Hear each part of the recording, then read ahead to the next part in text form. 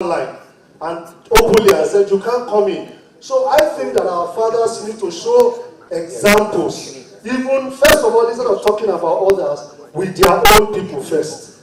And say, these are my people, but I hand them over. They are the ones that raided so place and took those cows. That's number one. Finally, I also want to challenge the general. You know? Stop challenging our Alright, I'm so sorry once again.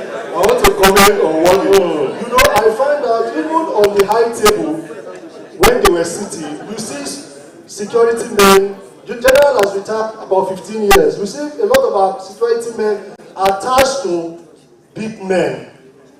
And the United Nations, I think I've read some report. I'm talking about density. Sorry, what I'm saying is that we need to pull out some of these people so that they can be on the street, protecting them. I think there is appropriation of the security people to the leaders, so that, and that is what is creating some of these porosity. Thank you very much. Thank you very much.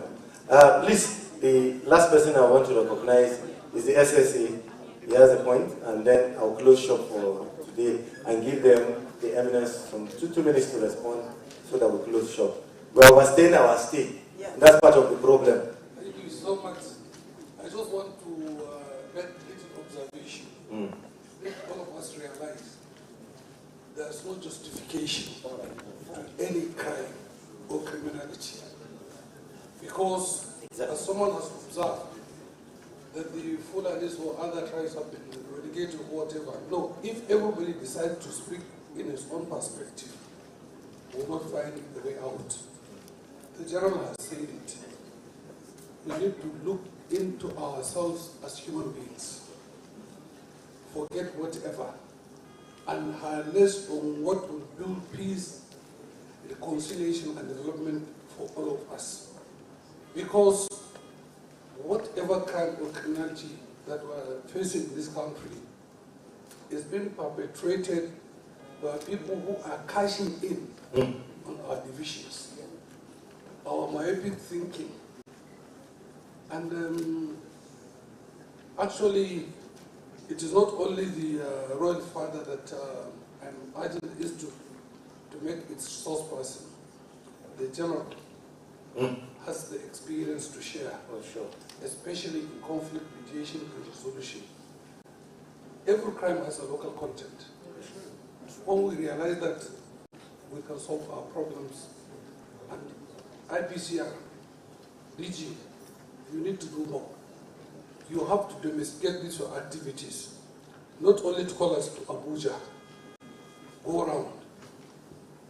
As the royal father has said, most of the CSOs, they are from cities, and the conflicts are in the grassroots. IPCR should do more in the grassroots. To fill the gap. Yeah, to fill the gap. Thank you so much, sir. Thank you very much. I'll give them some brief minutes to respond to the comments, if any, and then close shop. The first speaker. Sorry, the first speaker asked what mediation can do to save the situation. As a matter of fact, if we have not been talking, there will have been wars in almost every village in Nigeria. Exactly. That talking and insistence on talking, instead of taking vengeance or resorting to arms, has made the marginal difference that has packaged this country together. Yeah. So there is no alternative to talking. And honest talking. Whoever is wrong should be told clearly, this you have done, and that's what has caused this crisis. And in our own way, like we agree, that's why we have committees, reconciliation committees across several levels in Doma. We have farm settlements, where you have a cluster of farmers in various locations in Doma. At least Doma is a cluster case because that's where my jurisdiction starts and ends. And of course, as the chairman of the State Peace and Conflict Resolution Committee, I also have an opportunity where, if anything gets in excess of what my colleagues in other local governments can do, they are unable to handle, it ends up with the State Peace and Resolution Committee. That's before me and my team. But in Doma, our boundary is all to Benin State and adjoining local governments in the Sahara State. And we have our people exclusively being an agrarian community, spread across the length and breadth of the local government. What we do to make sure, unless we're in the farm, we can't survive, I insist that at every farm settlement that I originated, there is a peace and reconciliation committee in every farm settlement. So that once there's any problem there, the peace and reconciliation committee of the farm settlement sits and deliberates on the cause of the problem. If it's a farmer that's encroached, the peace and reconciliation committee in the farm settlement will invite those in contention, hear their various positions, and give an exact and appropriate reprimand to whoever will have offended his neighbor. And that we have successfully, in various times, saved situation that people will have taken the laws into their hands out of anger and take vengeance, and then it becomes a war that the entire local government or the state will find it difficult to manage. So that before it even comes to us, there will have been death. So the Peace and Reconciliation Committee at that level handles it. If it's above them, it is immediately pushed to the ward committee. And if the ward committee cannot handle it, it goes to the village head. If the village head is unable to handle it, and all of this happens within the speed of time, as quickly as possible. And there's nothing that farm settlement committee is doing. Because the moment there's any crisis, I receive an information on it immediately. I don't sit down with them, I don't sit down to wait for them until they're unable to do it. And then it becomes too late, and there is some bad report before I act on it. So once it's above the farm settlement committee, it goes to the ward committee, and if it's above them to the village committee, if it's above them, it goes to the district head, and appropriately to me. But at every level, I'm in touch and in contact with them, guiding and urging and making sure there's justice. So talking has made a difference. And that is why it has given hope to the herders and gave hope to the farmers that there is an agreed process of conflict resolution in our community. And one of the issues, instead of somebody taking vengeance or taking the law into his hands, they quickly report to the committee. And to the glory of God, these years, the past 18 years that God has brought me there, we've managed it from the beginning up to this moment. Where we've been unable to deploy effective handling is when there is kidnap or there is banditry. That we report to the security agencies, and they've done the best they can over time. But to the glory of God, even that is at its minimal level. So we pray that dialogue that has worked in Doma can work in a lot of places.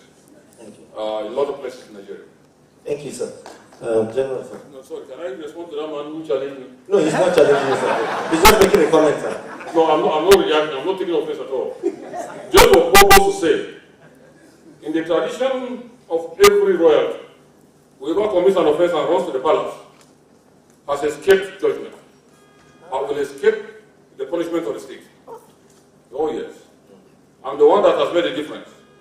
If you ever commit an offense, don't come to the palace because I hand you over to the secretary. Yes. I've done that severally, and that is why nobody runs to the palace because he has committed an offense. You only come to the palace when you know your conscience is clear and you have no soiled hands.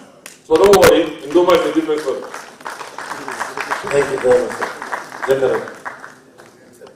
Yes.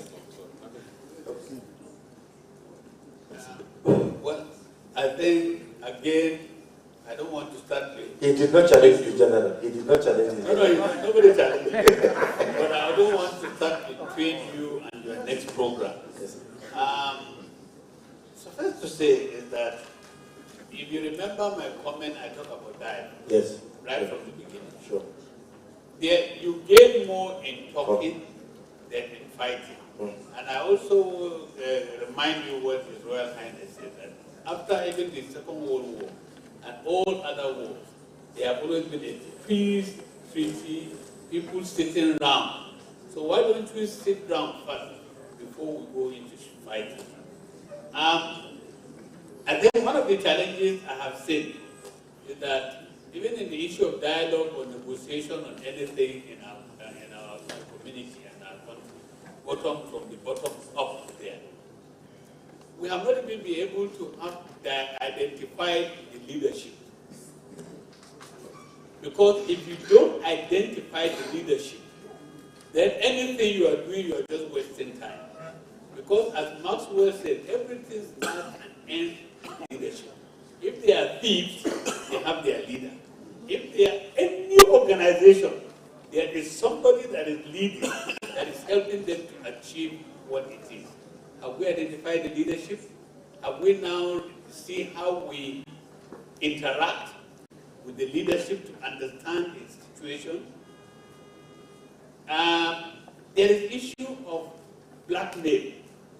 I have seen, I will call it blackmail, because people have now realized that if you want to be recognized, you must be violent, you must attack, you must do something. Then government, other people will recognize you, and now they will now deal with you.